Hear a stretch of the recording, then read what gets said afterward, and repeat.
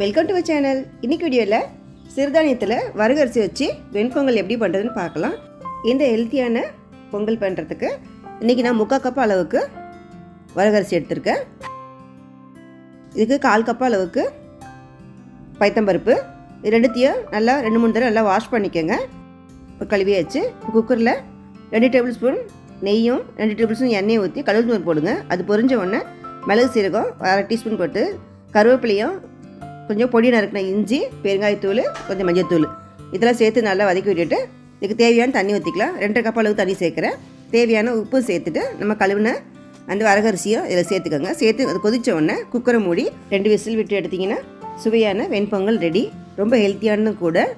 கடைசியாக நெய்யில் வறுத்த முந்திரியும் சேர்த்து நல்லா கலரிட்டு தேங்காய் சட்னியோட பரிமாறினீங்கன்னா ரொம்ப சூப்பராக இருக்கும். கண்டிப்பாக ட்ரை பண்ணி பாருங்கள். இந்த ரெசிபி பிடிச்சா லைக் பண்ணுங்கள், ஷேர் பண்ணுங்கள், மறக்காமல் சப்ஸ்கிரைப் பண்ணுங்கள். தேங்க்யூ ஃபார் வாட்சிங்.